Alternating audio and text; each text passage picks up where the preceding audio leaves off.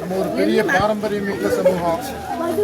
அறுவடை காலங்களில் நம்ம நெல் களத்தில் நம்மளை சார்ந்து இருக்கக்கூடிய பல்வேறு குடிகளுக்கு முதல் படி நெல்லை அளந்து இந்த உலகத்திற்கே வழிகாட்டியாக இருந்த சமூகம் இன்னைக்கு எப்படி இருக்குன்னு உங்களுக்கு தெரியும். இந்த சமூகத்திற்கு எந்த பாதுகாப்பும் கிடையாது. இந்த சமூகத்தை அரசியல் கட்சிகள் அதிகாரத்திற்கு வருவதற்காக தந்திரமாக பயன்படுத்துகிறாங்க. சரிங்களா? இந்த சமுதாயத்தை பல்வேறு கட்சிகளா கூறு போட்டு வச்சிருக்கிறான்.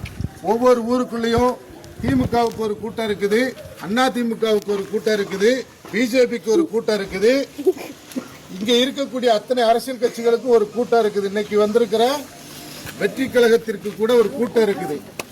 ஆனா இந்த கட்சிகள் இந்த சமூகத்திற்கு ஒரு பிரச்சனை என்று வருகிற போது, இந்த சமூகத்தை சார்ந்தவன் ஒருத்தர் ரத்தம் சிந்தி உயிர் விடும் போது, இந்த சமூகத்தை இந்த ஊருக்குள்ள வந்து பிரச்சனை பண்ணும் போது எந்த கட்சியும் வரமாட்டான். கட்சிக்காரனை பொறுத்த வரைக்கும் எலும்பு துண்டை தூக்கி போட்டா கவிட்டு போய் இந்த சமுதாயத்தை பிரிச்சிருவாங்கிறது அவனுடைய நினைப்பு. இந்த சமூகத்தை எப்படி பார்க்கறாங்கிறத நீங்க நல்லா தெரிஞ்சுக்கோங்க. இன்னைக்கு 36 நாளா மானாமதுரையில் ஒருத்தர் வந்து போலீஸ் அடிச்சு கொண்டுட்டாங்க. கோர்ட் சொல்லிருச்சு, ஹைகோர்ட் போலீஸ் தான் அடிச்சு கொண்டுருச்சுன்னு சொல்லிருச்சு. அரெஸ்ட் பண்ண மாட்டாங்க. கவின் ஒரு பையனை ஒரு போலீஸ்காரன் குடும்பம் சேர்ந்து கொண்டுச்சு. அந்த போலீஸ்காரியை இன்ன வரைக்கும் கைது பண்ண முடியல. சரிங்களா? இந்த சமுதாயத்துக்கு தம்பி தீபக் பாண்டிய இடம் தான். பின்னாடி யாருக்குன்னு இன்ன வரைக்கும் சொல்லல. தம்பி முத்துமனவை கொண்டாங்க. இந்த வழக்கு இன்னும் வந்து கொண்டு வரல. புரியுதா? இந்த சமூகத்துக்கு இந்த ஊர்லயும் ஒரு உயிர் பலி நம்ம கொடுத்துருக்கிறோம். சமூகத்திற்கு ஒண்ணுனா சமூகத்துக்காரனுக்கு தான் அந்த ரத்தம் துடிக்கும். புதிய தமிழகத்தை பார்த்து அவன் என்ன சொல்லுதான், கட்சிக்காரன் என்ன சொல்லுதான், எடப்பாடி பழனிசாமி என்ன சொல்றாரு, இந்த சமுதாயத்திற்கு ஒரு வாக்கு வங்கி கிடையாது, உங்ககிட்ட 33,000 பேர் தான் இருக்கான்னு சொல்லி ஏறத்தாழ 1 கோடி பேரு தமிழ்நாட்டு மக்கள் தொகையில 10%, 23 மாவட்டங்களில் செறிவாக வாழக்கூடிய ஒரு சமூகத்தை பார்த்து, 65 லட்சம் வாக்காளர்களை கொண்ட ஒரு சமூகத்தை பார்த்து ரொம்ப இழிவாக ஒரு அரசியல் கட்சி பேச முடியுது. இங்க இருக்க எந்த கட்சியும் எந்த மாவட்ட செயலாளரும் உனக்கு கொடுக்க மாட்டான்.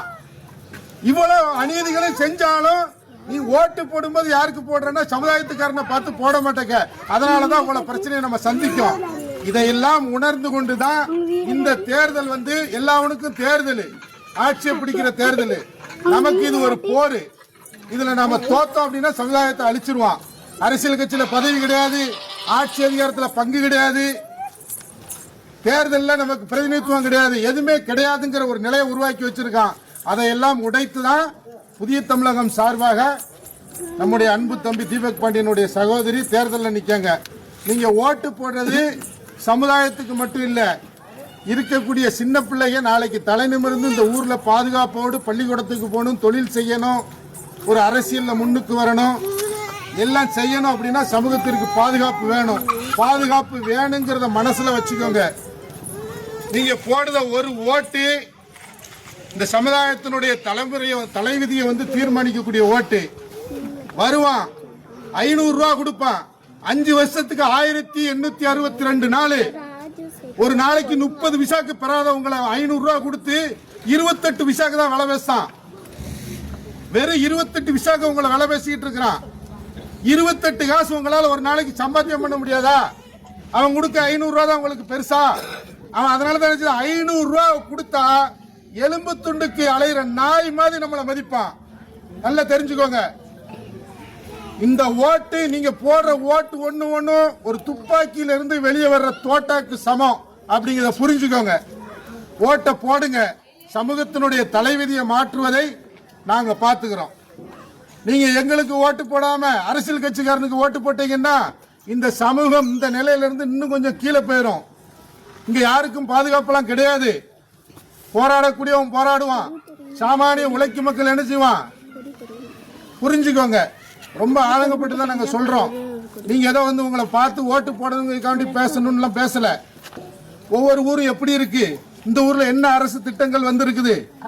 இந்த ஊர்ல இந்த திருநெல்வேலி மாநகராட்சியில படித்த ஊர், அரசியல் தெரிந்த ஊர் இந்த ஊரு. நான் சின்ன பிள்ளைல சைக்கிள்ல வருவேன் அங்க கூட்டத்துக்கு. மருதநகர்னா பெரியார் மாணவர்கள் அப்படி இப்படின்னு பெரிய அளவுல அரசியல் பேசிய ஊரு. புரிஞ்சுக்கோங்க, அரசியல் தான் அணுகுண்டை விட வலிமையானது. அரசியல் எவன்கிட்ட இருக்கோ அவன்கிட்ட தான் அதிகாரம் குவியும். அரசியலை நீங்க கைப்பற்றலன்னா உங்களுக்கு அதிகாரம் கிடையாது. அதிகாரம் இல்ல அப்படின்னா நாய்க்கு சமமா தான் நம்மள மதிப்பான் அரசியல் கட்சிக்காரன். ஒரு அரசியல் கட்சிக்காரன் நம்மளை நோக்கி எடப்பாடியால பேச முடியுதுன்னா எங்க இருந்து வருது அவனுக்கு தைரியம்? இந்த சமூகத்தை உடைச்சிடலான்னு நினைக்கிறான். புரிஞ்சுக்கோங்க, திமுகவா இருக்கட்டும் அதிமுகவா இருக்கட்டும், இந்த சமூகத்தினுடைய பிரச்சனையை பேசாத எந்த நாயும் இந்த ஊருக்குள்ள வந்து ஓட்டு கேட்க முடியாதுங்கிற நிலைமைய நீங்க உருவாக்குனா மட்டும்தான் அடுத்த நம்ம குழந்தைகள் வந்து தலை நிமிர்ந்து வாழ முடியும். புரிஞ்சுக்கோங்க, அக்காவுக்கு ஓட்ட போடுங்க. ஓட்டு போடுங்க.